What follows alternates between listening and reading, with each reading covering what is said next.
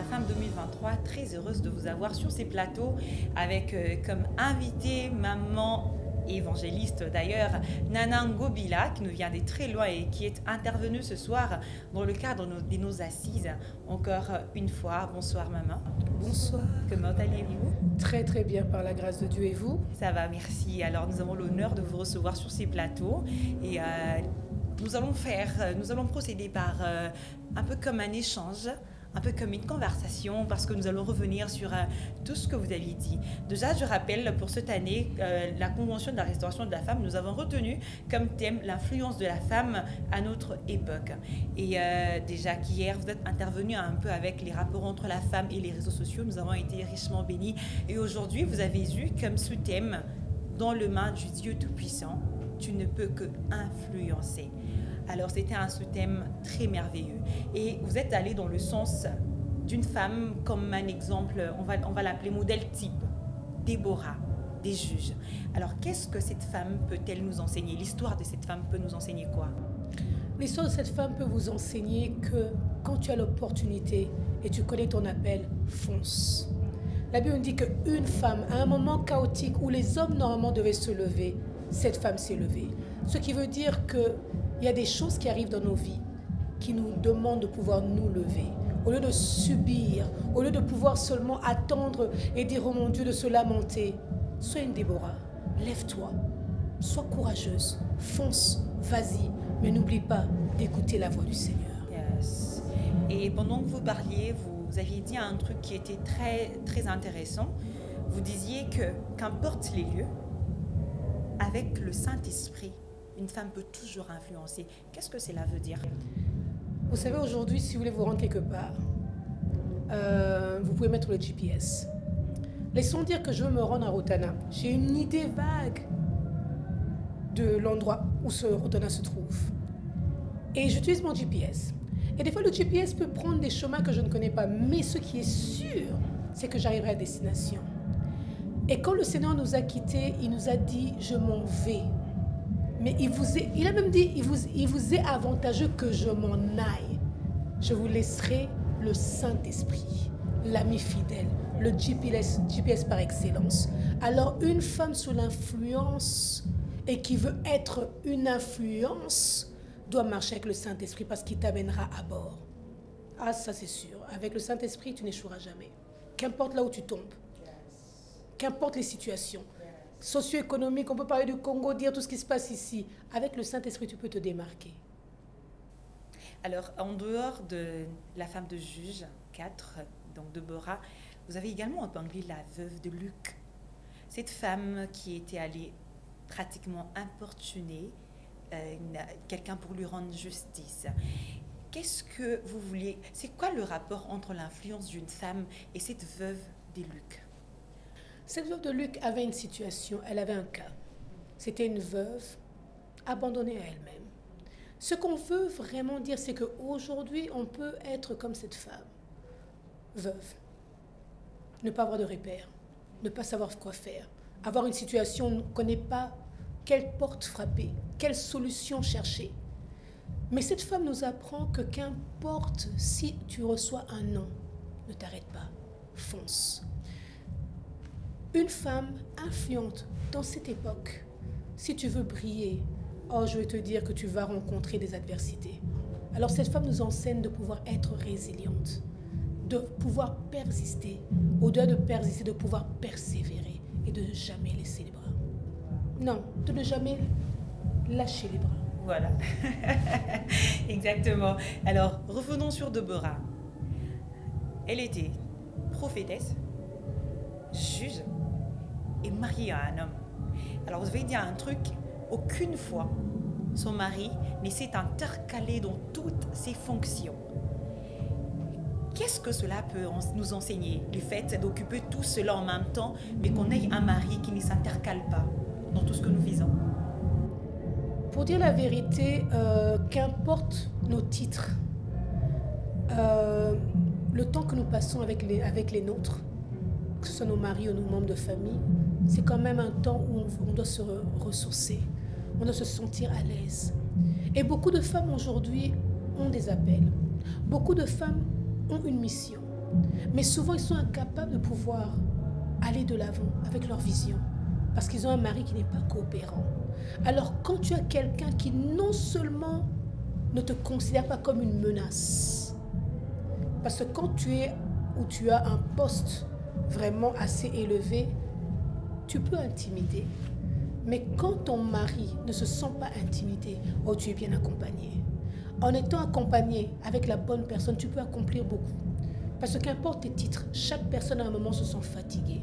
Chaque personne à un moment a besoin d'être encouragée. Au-delà de tous les déboires de la vie, si tu as quelqu'un à la maison qui devrait être ton premier fan, mais il est la première personne à résister à ton appel ou à résister à ta vocation, ça sera compliqué. Ça va te ralentir, ça va te fatiguer. Il y en a même qui abandonnent. Donc vraiment, j'ai beaucoup aimé. Mais au lieu qu'on puisse mettre tout le focus sur Déborah, regardons son mari. Cet homme qui n'a pas senti sa virilité être menacée. Il était bien dans sa peau. Pour avoir une bonne société, pour avoir une bonne famille, chacun doit avoir son rôle et être à l'aise dans son rôle. Waouh, qu'est-ce que c'est beau à entendre. Alors, on va rester dans ce cadre. Puisque nous parlons de notre époque, on va dire exactement, on est en 21e siècle. Et tout semble un peu être perturbé là. On ne sait plus qui fait quoi. Mettons-nous dans la peau d'une femme qui occupe des grandes fonctions, à un grand poste, et qui s'est mal mariée. Ça veut dire un homme qui se sent un peu menacé. À cette femme, vous diriez de divorcer, vous diriez de continuer. Qu'est-ce que vous diriez à cette femme? Premièrement, nous ne conseillons jamais le divorce. De la même manière que quand quelqu'un se marie, c'est ton choix. Tu dois marcher avec ce choix-là. Maintenant, vous allez voir que d'autres femmes, elles étaient déjà dans leur carrière quand elles ont rencontré leur mari. Donc, normalement, le mari ou la personne avec qui elle est devrait savoir à qui l'affaire. Mais il y a des fois d'autres personnes qui viennent s'accomplir dans le mariage. Elle a étudié et à côté de son mari, et demain, elle devient quelqu'un, elle a des hautes fonctions. Vraiment, se retrouver dans cette situation, c'est un casse-tête. Mais on nous l'a répété ce soir. Rien n'est impossible. Crée ton bonheur quelque part. Si tu ne te donnes pas ton bonheur, sois tellement heureuse que ton bonheur va l'affecter et il va vouloir te rejoindre. Même si je parle de ça, il y a beaucoup d'hommes qui sont en crise. Même si tu le réconfortes, même si tu le rassures que c'est toi l'homme, tellement qu'il n'est pas bien avec lui-même, il ne pourra pas t'accompagner. Donc c'est très important qu'on puisse se connaître et apprendre à nos partenaires à se connaître. Vous savez que nous nous mettons ensemble, mais chacun vient avec son bagage. Chacun de nous a un bagage. Chacun de nous marche avec son expérience, avec son background. Apprends à connaître ton partenaire et apprends à l'accompagner. Donc je ne conseillerais pas le divorce, mais je conseillerais qu'on puisse voir c'est quoi réellement ce qui met mal à l'aise, traiter la cause. Et Dieu est capable de faire des choses. Alors justement, parce qu'on parle de créer son propre bonheur, pour chuter, maman Nana. Créer son propre bonheur, c'est, je sais pas, se lever contre ce mari-là, l'abandonner. Est-ce que il dit A, tu dis B, il dit C, tu dis D. C'est quoi créer son propre bonheur justement dans un foyer? Si il dit A et tu dis B, tu vas pas créer le bonheur, tu vas créer le malheur. J'ai ma plateforme qui s'appelle Créer ton bonheur. Je suis sur YouTube, je fais des vidéos. Et j'ai commencé cela, pourquoi? Parce que ça a commencé juste par une crise à la maison, où j'étais fatiguée. Il y avait un petit souci, j'en avais marre. Et le Seigneur m'a dit, tu ne peux pas chercher ton bonheur à travers quelqu'un. Tu peux te réveiller ce matin et tu te réveilles mal. Tu me rencontres et tu me réponds mal. Tu m'as mal répondu. Allez, ça me met hors de moi. Non, non, non, non, non, non, non. Créer son bonheur ne veut pas dire que je te repousse. Créer ton bonheur, c'est que je comprends que je dois travailler pour mon propre bonheur. Et je protège mon bonheur. De la même manière que le Seigneur dit, garde ton cœur plus que toute autre chose. Dans le cœur, dans les sentiments, il y a le bonheur, je le garde. Les intempéries de la vie ne devraient pas gâcher notre bonne humeur. Donc, par exemple, si on se trouve dans cette situation-là où on a un mari qui est contre nous quelque part, qui ne veut pas avancer avec nous, normalement, notre bonheur serait dans ses bras, n'est-ce pas? Mais si nous nous retrouvons dans cette situation, apprenons à chercher qu'est-ce qui fait notre bonheur.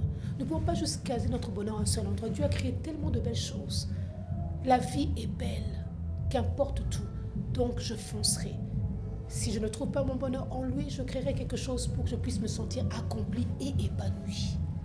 Le bonheur, c'est un bon parfum qui, que tu le veuilles ou non, tu vas le sentir. Yes. C'était l'évangéliste Nana Ngobila qui nous vient de très loin et qui est intervenue ce soir. Alors merci beaucoup, c'était une très belle intervention. Mais pour clôturer, finalement, nous allons juste vous demander de faire une prière pour toutes ces femmes qui nous suivent, toutes ces femmes qui se retrouvent dans des foyers qui semblent un peu boiteux. Est-ce que vous voulez bien prier pour toutes ces femmes? Absolument. Et avant de prier pour ces femmes, je voudrais te dire qu'il n'y a aucune situation à travers laquelle tu passes dont Dieu n'est pas au courant. Il est Dieu. Et parce qu'il est Dieu, il est capable de changer. Il est capable de changer les circonstances. Il est même capable de changer les personnes. Recommande ton sort à l'Éternel, dit la parole. Nous allons prier. Père, nous te disons merci. Nous nous présentons devant toi, le Père de lumière. Nous nous présentons devant toi, le Dieu tout-puissant. Nous nous présentons devant toi, toi qui es capable de changer les circonstances. Sinon, ce soir, je te recommande cette femme qui pleure, qui en a marre, qui est fatiguée, qui ne se sent pas aimée, qui ne se sent pas considérée, qui ne se sent pas supportée. Merci parce que tu nous as donné le Saint-Esprit. Tu as dit que tu nous enverras le consolateur, l'ami par excellence, l'associé indispensable, celui qui réussit dans tout ce qu'il entreprend. Seigneur, nous recommandons toutes ces femmes et nous-mêmes entre tes mains. Seigneur, console, Seigneur, réconforte et Seigneur, restaure au nom puissant de Jésus.